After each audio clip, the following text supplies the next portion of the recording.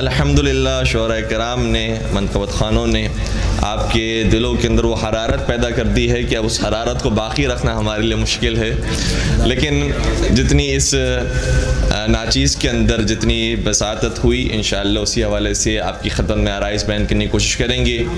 آپ تمام کی خدمت میں اس اعتبار سے مبارکباد پیش کرتے ہیں کہ واقعاً اتنے مدینہ سے دور افراد اور اپنے اصلی وطن پاکستان سے دور افراد یا ہندوستان سے دور افراد یہاں پر آ کر جب عزاداری سرکار سید الشہداء برپا کرتے ہیں، جب محافل مجالس اہل بیت علیہ السلام برپا کرتے ہیں، تو اس پرشکوہ انداز سے پر رونق انداز سے برپا کر رہے ہیں کہ شاید ہمارے خود اپنے اصلی وطن میں بھی ایسی محافل کم نظر آتی ہے۔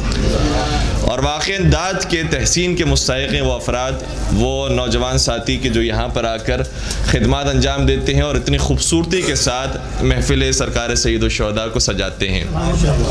میں تو ان کی خدمت میں یہ جملہ عرض کروں گا، اور یہ جملہ مجھے تاریخ ہی سے نظر آتا ہے کہ مولا حسین تو اس کریم ذات کا نام ہے کہ اگر اس کریم دروازے پر پہنچ کر انسان کچھ نہ کرے، صرف یہ کہہ دے کہ مولا میں آپ کا ہوں،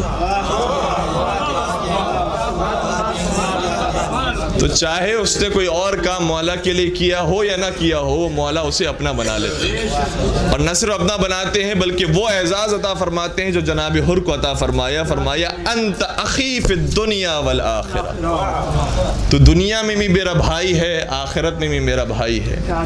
یہ مولا حسین جو جناب حر سے فرما رہے ہیں، اس جملے کو آپ تاریخ میں اس سے پہلے ایک اور مقام پر بھی دیکھیں گے۔ وہ کون سا موقع تھا جب نبی نے علی سے فرمایا تھا یا علی انت اخی فی الدنیا والآخرہ، تو جو اعزاز نبی کی نگاہ میں علی کو حاصل ہے وہی اعزاز حسین کی نگاہ میں ان کے عزاداروں کو حاصل ہے۔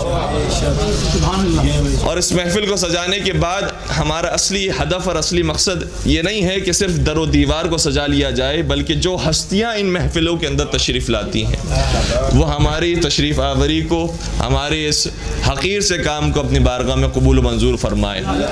سحر انصاری صاحب نے کیا خوبصورت شعر کہا تھا، کہتے ہیں کہ ذکر حسین کب سے کیے جا رہا ہوں میں،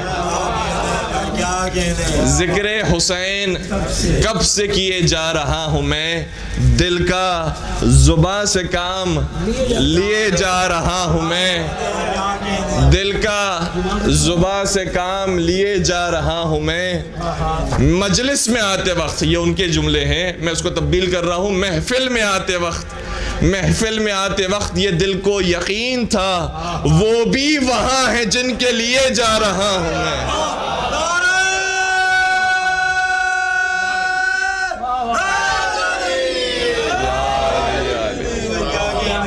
تو حقیقت میں یہ ہستیاں ہیں، حقیقت میں یہ پاک ہستیاں ہیں کہ جن کی خاطر ہم یہاں پر آئے ہیں، جن کی خاطر یہ محفل سجائی گئی ہے، جن کی خاطر یہ چراغاں ہوا ہے۔ بس وہ ہستیاں ہمارے اس تشریف آوری کو قبول فرمائیں، اور انشاءاللہ ہر سال اسی طریقے سے ان کی محافل، ان کی مجالس برپا کرنے کی توفیق نصیب فرمائے۔ آج چونکہ 3 شعبان کی رات ہے اور ساتھ ساتھ شب جمعہ بھی ہے، اور دونوں مناسبتیں مولا حسین سے ملتی ہیں، بلکہ تیسری ایک مناسبت تیسری شعبان کے حوالے ہی سے بنتی جو ہے وہ یہ ہے کہ 28 رجب سے جو مولا کا کارواں چلا تھا وہ مکہ معظمہ میں 3 شعبان کو داخل ہوا تھا، تو مولا حسین کی اس حوالے سے 3 مناسبتیں 3 شعبان کے عدد سے آپ کے ذہنوں میں رہیں گی۔ اور کسی نے کیا خوب کہا کہ آج وہ قرآن اترا ہے کہ جس کے واسطے، ہمارا عقیدہ ہے قرآن ہے، ناطق قرآن ہے، مفسر قرآن ہے، محافظ قرآن ہے، راسخون فی العلم ہے، آج وہ قرآن اترا ہے کہ جس کے واسطے رحل ہے دوش پیمبر کربلا جزدان ہے۔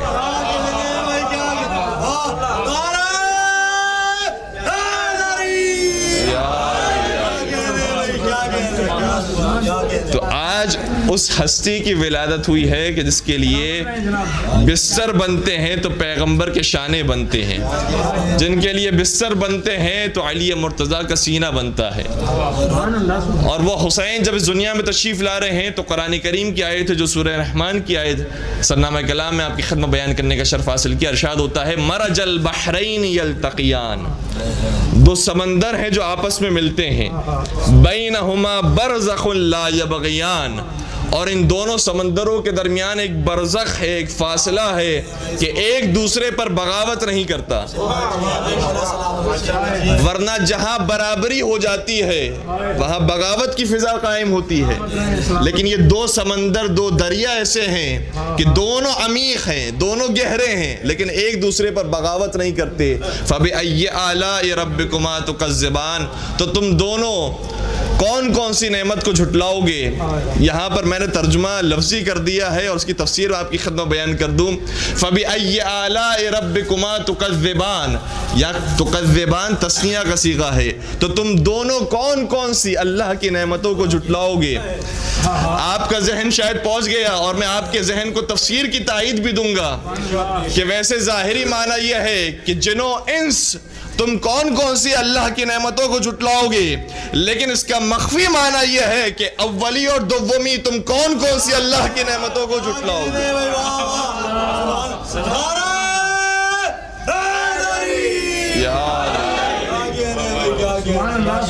اور پھر آگے لفظ یہ ہے کہ یخرج منہم اللؤلؤ والمرجان، یہ جب دونوں ملتے ہیں تو ان میں سے جو چیز نکلتی ہے وہ یا لؤلؤ ہوتا ہے یا وہ مرجان ہوتا ہے،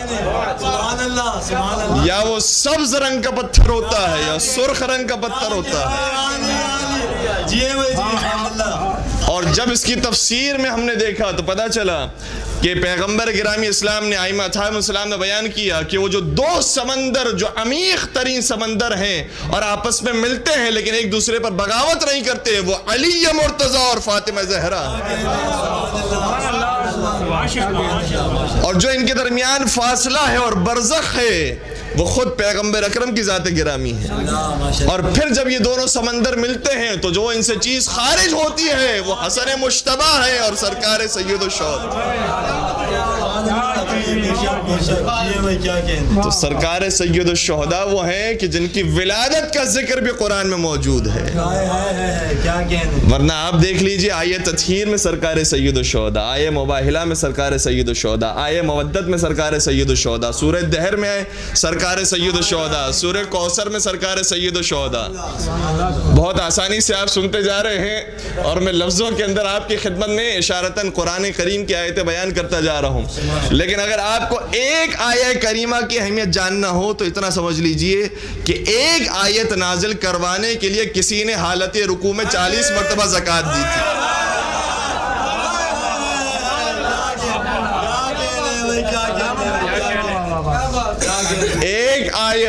ایک آیت کی قیمت یہ ہے کہ اگر اپنی شان میں نازل کروانا ہو تو علی مرتضیٰ کی طرح انہوں نے بھی کوشش کی کہ 40 مرتبہ حالت رکوع میں زکوٰۃ دی. فقیر کو تیار کیا، جب میں رکوع میں جاؤں تو میری انگوٹھی لے لینا. اس کے بارے میں کیا خوب کہا کسی نے کہ ان کی نماز بھی گئی انگشتری کے ساتھ.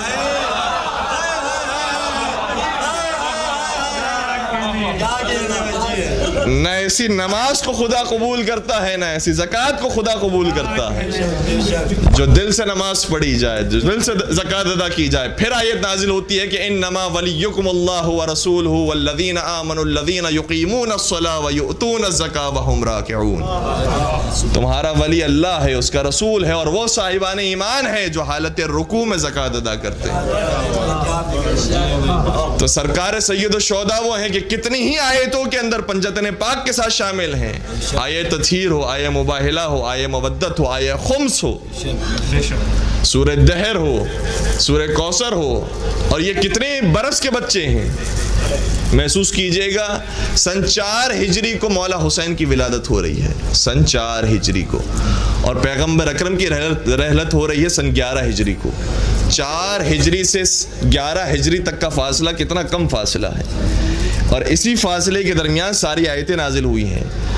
آیہ کریمہ جو مولا حسین کی شان میں نازل ہو رہی ہے یہ گویا 6 اور 7 برس کے بچوں کے لیے نازل ہو رہی ہے.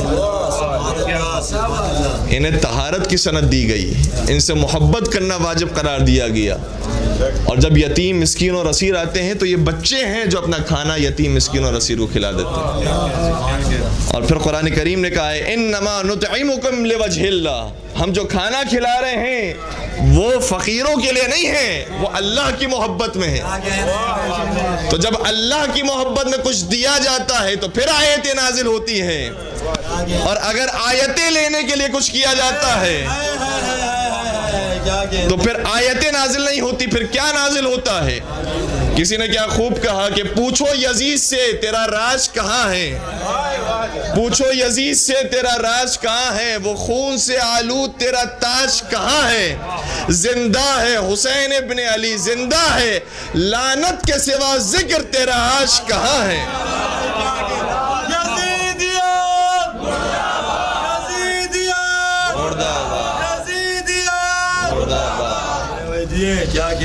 اور کسی نے کیا خوب کہا کہ جہاں میں ہے یہی چرچا حسین زندہ آباد, جہاں میں ہے یہی چرچا. اور واقعاً یہ حقیقت ہے, کہاں مدینہ کے رہنے والے, کہاں کربلا میں بسنے والے, اور پوری دنیا میں ان کا جشن منایا جا رہا ہے, پوری دنیا میں ان کی عزاداریاں کی جاتی ہے. لوگ تو ابھی صرف 40 کے جلوس کو دیکھ کر حیران ہیں, پوری دنیا کی عزاداری کو شمار کرنے لگے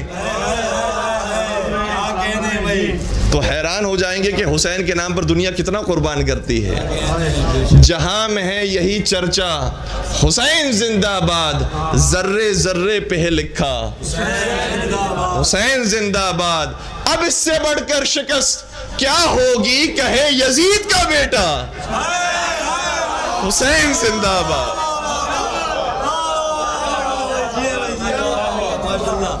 اب اس سے بڑھ کر شکست کیا ہوگی, کہے یزید کا بیٹا. درود پڑھ دیجئے محمد و آل محمد پر.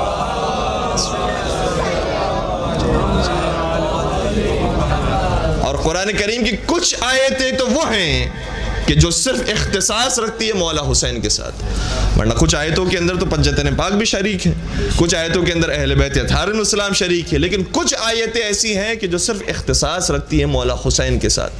وہ کون سی آیت ہے؟ چھٹے سرکار امام جعفر صادق علیہ السلام ارشاد فرماتے ہیں اقرأوا سورة والفجر فی فرائضکم و نوافلکم فإنہا سورة الحسین بن علی. فرماتے ہیں کہ اپنی واجب نمازوں میں اور اپنی مستحب نمازوں میں سورہ والفجر کی تلاوت کرو, کیونکہ سورہ والفجر سورہ حسین ہے. پورے قرآن کو دیکھ لیجئے, پورے قرآن میں کسی اور نام سے سورہ ملے یا نہ ملے, ایک سورہ محمد ملے گا, ایک سورہ حسین ملے گا. اگر پیغمبر کے نام کا سورہ ہے تو دوسرا سورہ حسین کے نام کا موجود ہے. اسی لیے تو فرمایا تھا کہ حسین منی و انا من حسین, میں حسین سے ہوں, حسین مجھ سے ہے. اور پھر آگے معاملہ یہ ہے, ایک حدیث کا اور جملہ میں آپ کی خدمت بیان کروں, لیکن سورہ والفجر کی بات کو میں مکمل کروں. چھٹے سرکار سے معلوم کیا گیا کہ کیوں کہا جاتا ہے سورہ والفجر کو سورہ حسین, تو بیان فرمایا کیونکہ جب اس کا اختتام ہوتا ہے تو ان جملوں پر ہوتا ہے یا ایتها النفس المطمئنہ ارجعی الی ربک راضیۃ مرضیہ فادخلی فی عبادی وادخلی جنتی. اے نفس مطمئنہ, اے نفس مطمئنہ, اپنے رب کی طرف پلٹا اس حالت میں کہ تو اپنے رب سے راضی ہو اور تیرا رب تجھ سے راضی ہو. یہی ہے بات, دو لفظ استعمال ہوئے ہیں, راضیۃ مرضیہ, تو اپنے رب سے راضی ہو, تیرا رب تجھ سے راضی ہو. دیکھیں اب میں مرحلے آپ کی خدمت بیان کر رہا ہوں اور ایک نتیجے تک پہنچا رہا ہوں. دنیا میں کتنے ایسے افراد ہوں گے جو کہیں کہ ہم اللہ سے راضی ہیں, اور شاید کہنے والے بھی ہوں, لیکن جب آسائش ہوتی ہے, آرام ہوتا ہے, سکون ہوتا ہے, تب تو کہتے ہیں کہ ہم اللہ کی رضا پر راضی ہیں. لیکن جہاں مشکلات آتی ہیں, پریشانیاں آتی ہیں, تو پھر کہتے ہیں کہ اللہ کو ہمارا ہی گھر نظر آیا تھا, اللہ کو میں ہی نظر آیا تھا. تو جو مشکلات پر بھی کہے کہ میں اللہ کی رضا پر راضی ہوں, اسے حسین کہتے ہیں. جو مشکلات پر بھی کہے، جو اپنے بیٹوں کو کٹوا کر یہ کہے، جو اپنے گھرانے کو لٹا کر کہے، اسے کہتے ہیں حسین جو اللہ کی رضا پر راضی۔ اور شاید دنیا میں آپ کو کوئی ایسا نظر آ جائے جو کہے کہ میں ہر حال میں اللہ پر راضی ہوں، میں ہر حال میں اللہ کی رضا پر راضی ہوں، شاید آپ کو یہ کوئی کہنے والا نظر آ جائے، لیکن ایسا کوئی نظر نہیں آئے گا جس سے اللہ بھی راضی ہو، کیونکہ یہ دو مرحلے ہیں۔ ایک مرحلہ یہ ہے کہ میں کہوں کہ میں اللہ سے راضی ہوں، دوسرا مرحلہ یہ ہے کہ اللہ کہے کہ میں بھی تجھ سے راضی ہوں۔ یہ ہو گئے دو مرحلے، راضیت مرضیہ، میں اللہ سے راضی، اللہ مجھ سے راضی۔ ایک تیسرا مرحلہ بھی ہے، اور اس تیسرے مرحلے میں سوائے اہل بیت اطہار السلام کے کوئی اور شریک نہیں ہے۔ وہ کون سا مرحلہ ہے؟ وہ اسی حدیث کے بعد نظر آتا ہے، حسین منی وانا من حسین۔ یہ حدیث وہ ہے جو صحیح ترمذی میں موجود ہے، اور صحیح بخاری کے جو الفاظ ہے وہ یہ ہے، حسین منی وانا منہ۔ یہ ذہن نشین رہے، اور اس کے بعد اہل سنت سے یہ کبھی بھی کسی موقع پر گفتگو کرنے کا موقع ملے تو اس طریقے سے پیش کیجیے گا، حسین منی وانا منہ، صحیح بخاری کے الفاظ۔ لیکن دونوں مقامات پر آگے جملہ ملتا ہے کہ پیغمبر نے ارشاد فرمایا، احب اللہ من احب حسینا۔ اب توجہ فرمائیے گا، پیغمبر نے ارشاد فرمایا ہے کہ خدا اس سے محبت کرتا ہے جو حسین سے محبت کرتا ہے۔ تو یہ تیسرا مرحلہ ہے۔ ایک مرحلہ یہ ہے کہ حسین اللہ سے محبت کرے، دوسرا مرحلہ یہ ہے کہ اللہ حسین سے محبت کرے، تیسرا مرحلہ یہ ہے کہ جو حسین سے محبت کرے اللہ اس سے محبت کرنے لگے۔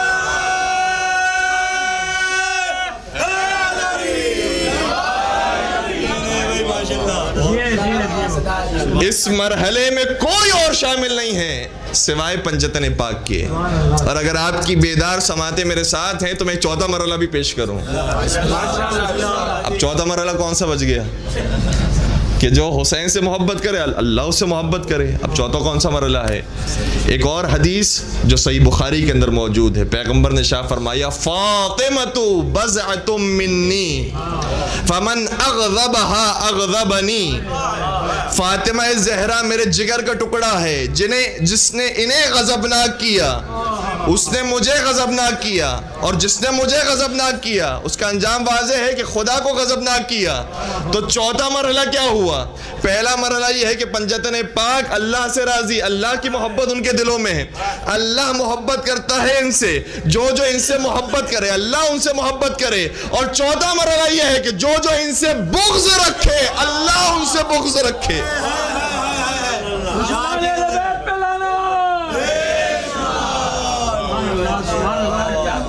ان کی محبت اللہ کی محبت، اور جو ان سے بغض رکھنے والا ہے اللہ ان سے بغض رکھنے والا ہے۔ اب سمجھ میں آیا جو روزانہ نمازی نماز پڑھتے ہیں اور کہتے ہیں صراط الذین انعمت علیہم غیر المغضوب علیہم ولا الضالین، پروردگارہ ان کا راستہ دینا کہ جن پر نعمتیں نازل ہوئی ہیں اور جن پر تیرا غضب نازل نہیں ہوا ہے۔ پنجتن پاک وہ ہیں کہ جن سے خدا غضبناک نہیں ہوا ہے، اور وہ درجہ عطا فرمایا ہے کہ جو ان سے محبت کرے ان سے خدا محبت کرے۔ تو ہمیں ان کا راستہ دینا جن سے تو غضبناک نہیں ہوا ہے، جن سے تو غضبناک ہوا ہے وہ دوسروں کا راستہ ہے۔ ہمارا راستہ یہ ہے کہ جن سے تو غضبناک نہیں ہوا، جن پر تو نے اپنی نعمتیں نازل کی ہیں، اور اہل بیت اطہار السلام پر کثرت کے ساتھ نعمتیں نازل ہوئی ہیں۔ تاریخ میں اس کی بہت سارے شواہد ملتے ہیں۔